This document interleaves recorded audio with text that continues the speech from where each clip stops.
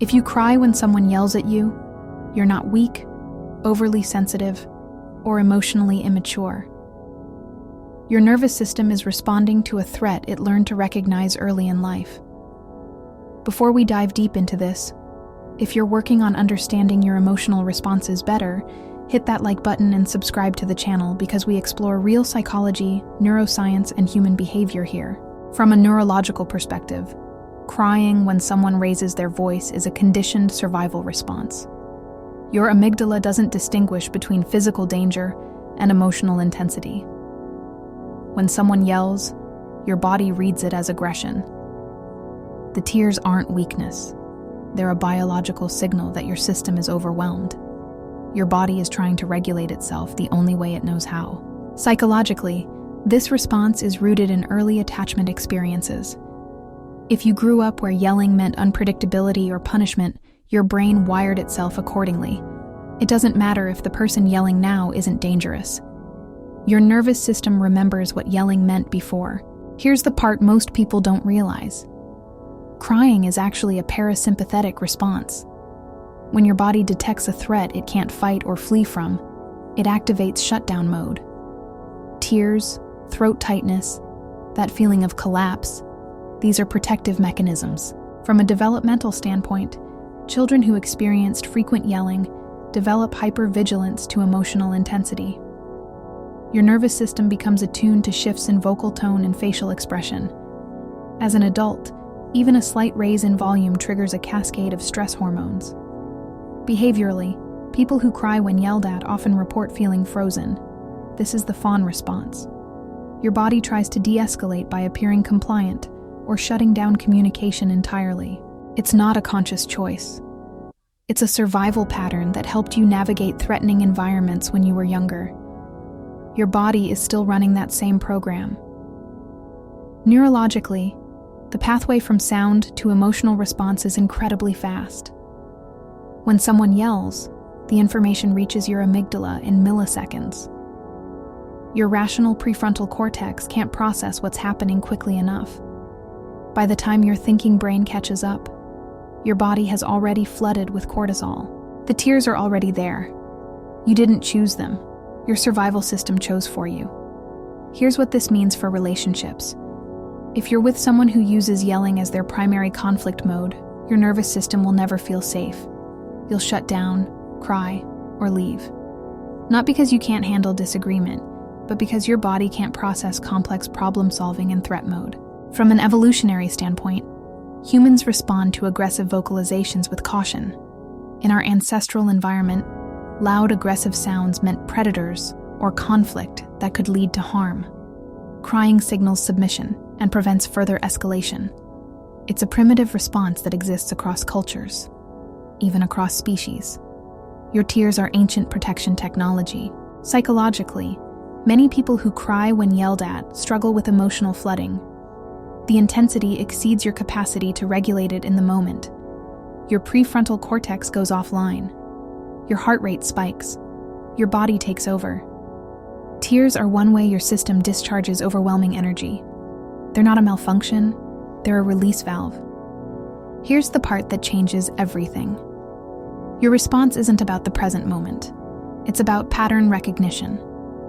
Your brain has been trained to associate yelling with danger, rejection, or loss of control. Even if the person yelling loves you, your nervous system doesn't care about intention. It only cares about what that sound has meant historically. Your body keeps the score. Behaviorally, people yelled at frequently as children develop one of two patterns. They become conflict avoidant, doing everything to prevent raised voices. Or they become hyperreactive, yelling back to reclaim power. Both responses are attempts to manage a nervous system conditioned to interpret volume as violence. Neither is wrong. Both are adaptations to survive. From a relational psychology perspective, healthy communication doesn't require yelling, ever. If someone tells you you're too sensitive because you cry when they yell, they're deflecting. Adults with regulated nervous systems can express anger without raising their voice. If they can't, that's their issue to work on, not yours. You're not responsible for regulating someone else's dysregulation. Neurologically, Repeated exposure to yelling creates sensitization. The more your nervous system is exposed to a stressor, the more reactive it becomes. Over time, it takes less intensity to trigger the same response. This is why some people cry even when someone speaks firmly, but not loudly. Their threshold for threat has been lowered by years of conditioning. It's not sensitivity, it's adaptation. Here's what most people misunderstand about crying. It's not a sign of weakness. It's a sign of a nervous system working exactly as it was trained.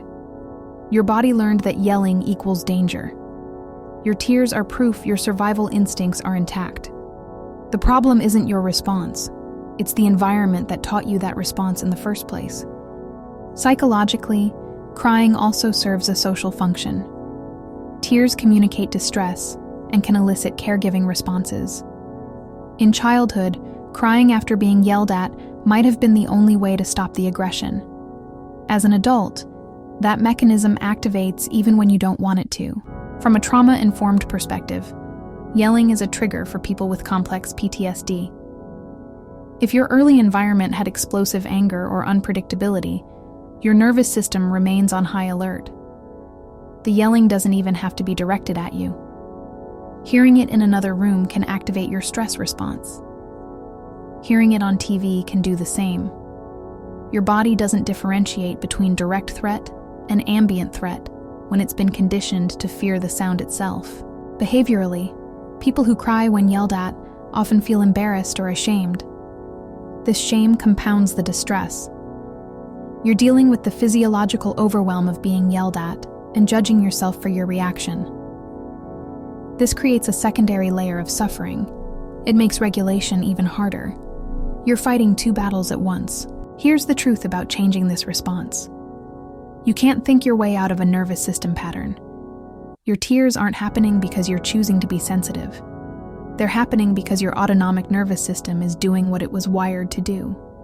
Healing requires working with your body, not just your mind.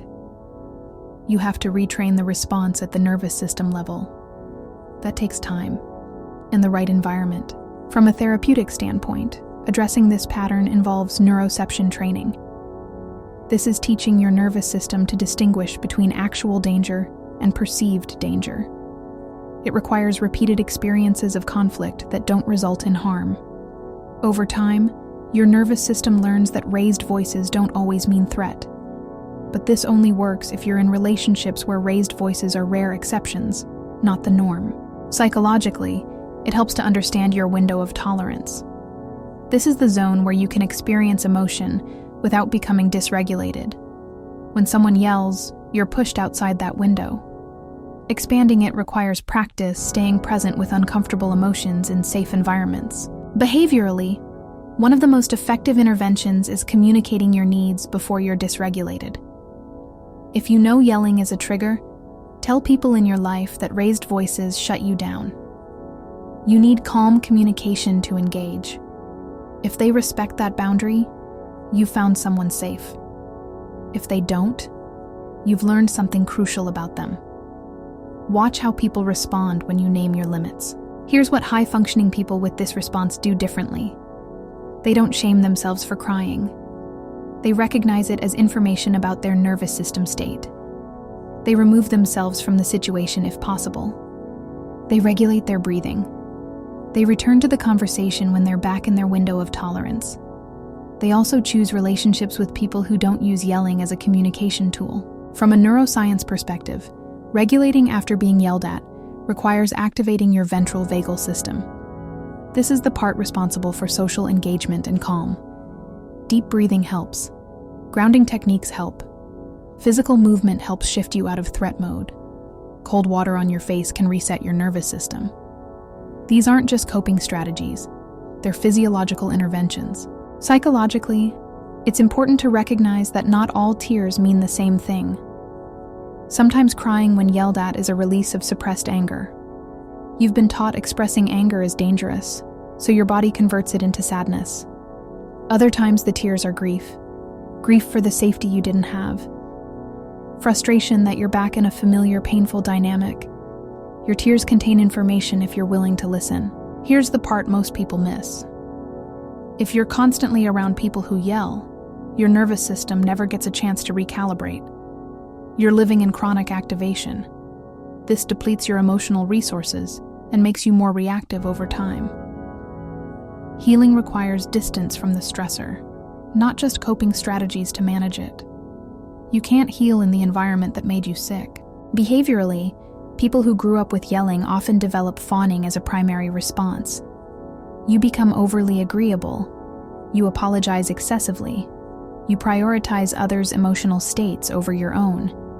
This isn't kindness, it's survival. You learned that making yourself small was the best way to avoid further aggression. But as an adult, you get to unlearn that. From a relational standpoint, if someone consistently yells and then blames you for being too sensitive when you cry, that's manipulation.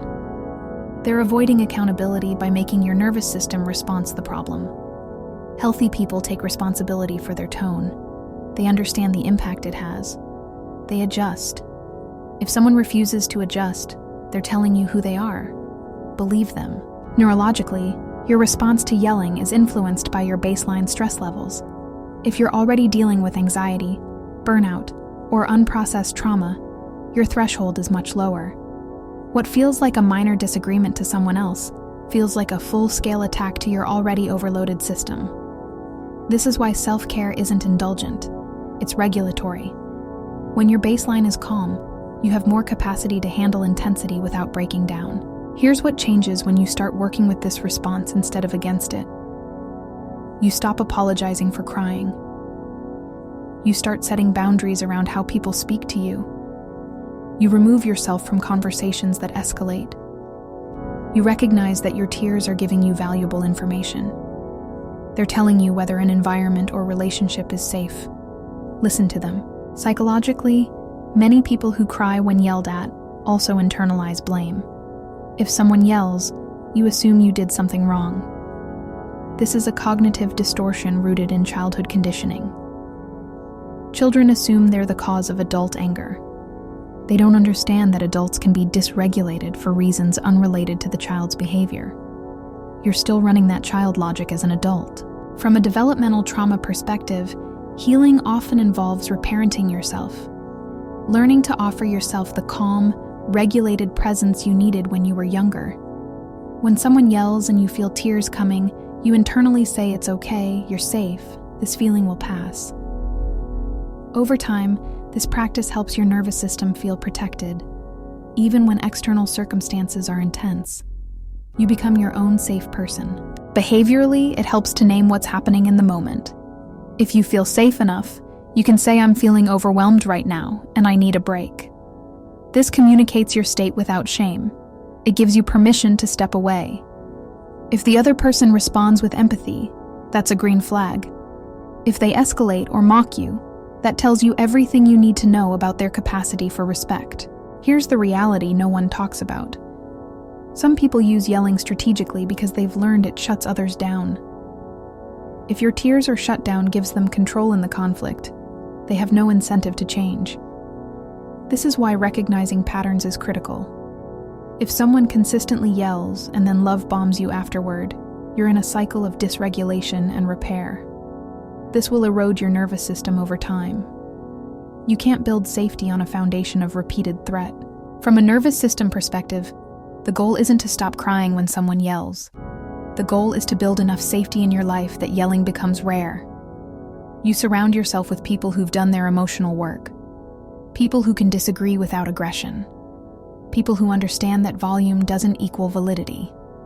Your nervous system needs proof that calm conflict is possible. Psychologically, crying when yelled at can be connected to grief.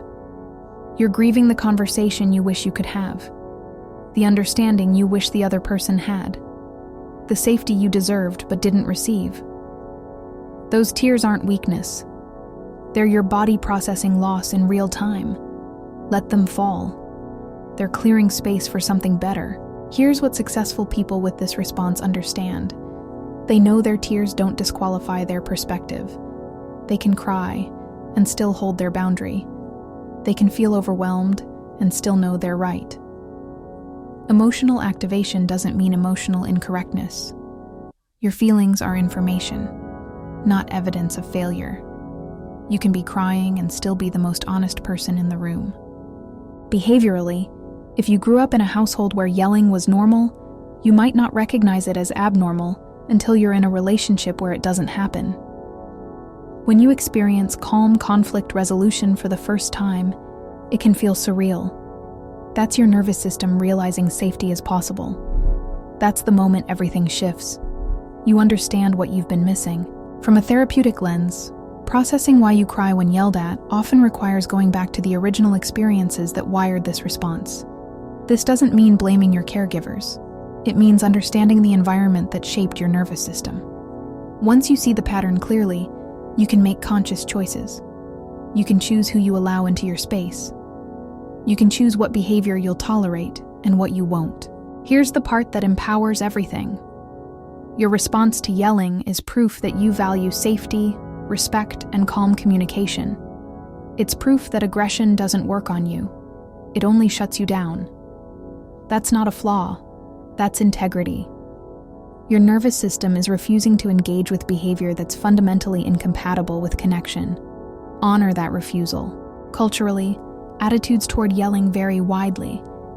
In some cultures, raised voices are a normal part of passionate discussion. In others, they're considered deeply disrespectful. If you grew up in a culture where yelling was normalized, you might gaslight yourself into thinking you should be able to handle it. But cultural context doesn't override your nervous system's response. If yelling triggers you, it triggers you. You don't owe anyone a different reaction just because they think it should be fine. From a workplace perspective, yelling in professional settings is never acceptable. If a boss or colleague yells at you and you cry, that's not a you problem. That's a hostile work environment. Document it. Report it if you can. Your tears in that context are evidence that boundaries have been violated. Don't let anyone convince you that professional means tolerating aggression. It doesn't. Psychologically, people who yell often have their own unresolved trauma. Yelling is a dysregulation strategy. It's an attempt to discharge their own overwhelming emotion by externalizing it. When you cry in response, you're absorbing their dysregulation. This is why it feels so exhausting. You're not just managing your own nervous system, you're taking on theirs too. That's not sustainable. You can have compassion for why someone yells without accepting it as treatment you deserve. Here's what happens in romantic relationships when one partner yells and the other cries. The yeller often interprets tears as manipulation. They see crying as a way to avoid accountability or to make them feel guilty. The crier experiences tears as an involuntary response they can't control. Both people feel misunderstood. The solution isn't meeting in the middle. It's the yeller taking responsibility for their volume and the crier setting a boundary that yelling is unacceptable. If both people can't agree on that, the relationship will continue to hurt. From a parenting perspective, if you cry when your child yells at you, it's a sign that you need support. Children yell because they're dysregulated and don't have the tools to express their needs calmly. Your tears are telling you that you're overwhelmed. You might need help regulating your own nervous system so you can stay calm when your child is escalated. This isn't weakness. This is recognizing your capacity and asking for what you need. Good parents get help when they need it. Behaviorally, some people who cry when yelled at also dissociate. You might feel like you're watching the situation from outside your body. You might lose track of time or not remember parts of the conversation. This is a more extreme nervous system response. Dissociation happens when the threat feels too overwhelming to stay present for. Your consciousness splits off as a protection. If this happens to you, it's a sign that the level of intensity you're experiencing is beyond what your system can handle. You need professional support to work through this. Here's what people don't tell you about healing this response. It doesn't happen in isolation. You need safe relationships to practice in. You need people who will honor your boundary about not yelling. You need environments where conflict is handled with respect. You can do all the therapy and breathwork in the world, but if you're still surrounded by people who yell, your nervous system won't rewire. Healing requires both internal work and external safety. From a friendship perspective, if a friend yells at you during a disagreement, Pay attention to what happens next. Do they apologize? Do they acknowledge the impact? Do they commit to handling things differently? Or do they dismiss your feelings and tell you you're overreacting? How they respond to your tears tells you whether this friendship is safe. Not all friendships survive honest conflict, and that's okay. Psychologically, crying when yelled at can also connect to your attachment style. If you have anxious attachment, yelling might trigger abandonment fears. If you have avoidant attachment, it might push you into complete withdrawal. If you have disorganized attachment, you might freeze entirely.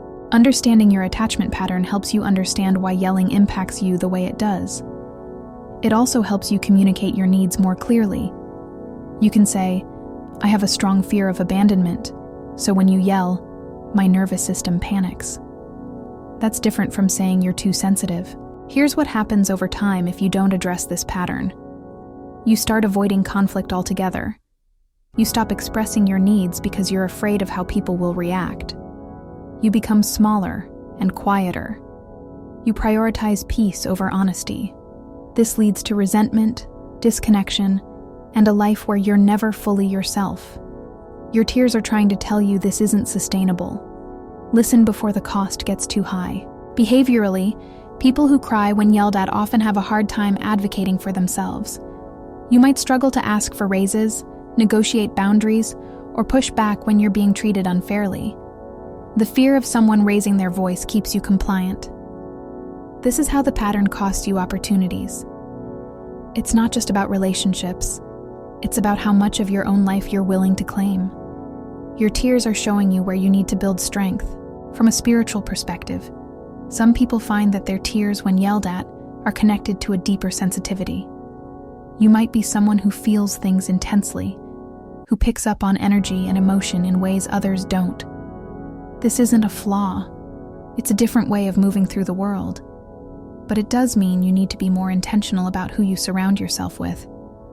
Your sensitivity is a gift when it's honored, and a burden when it's dismissed. Here's the truth about people who respect your tears. They don't yell in the first place. They've learned to manage their own emotions without externalizing them onto others. They understand that intensity can be expressed without aggression. When you set a boundary about yelling and someone respects it, you've found a person capable of growth. When you set that boundary and someone ignores it, you've found a person who values their expression over your safety. Choose accordingly. Neurologically, your brain is capable of rewiring. Neuroplasticity means you can create new pathways. You can teach your nervous system that not all intensity is dangerous. But this requires consistent exposure to healthy conflict. You need to experience disagreements that don't end in yelling. You need to see that people can be frustrated without being aggressive. Over time, your brain updates its threat assessment, but only if the data supports it. From a self-compassion perspective, the next time you cry when someone yells, try not to judge yourself. Instead, place a hand on your heart and acknowledge that your body is trying to protect you. Thank your nervous system for working so hard to keep you safe. Then assess whether the situation actually requires that level of protection. If it does, remove yourself. If it doesn't, use your tools to regulate. But either way, start with kindness toward yourself. You're doing the best you can with the wiring you have. Here's what changes everything about this response. When you stop seeing your tears as a problem and start seeing them as information, you reclaim your power. Your tears are telling you this doesn't feel safe.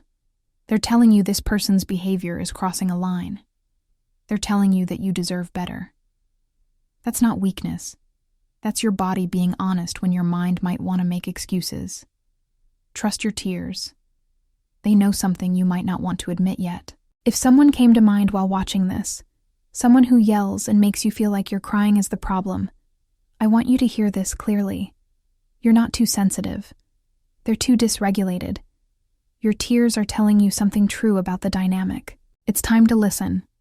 Drop a comment below if this resonated. Share this video with someone who needs to hear it.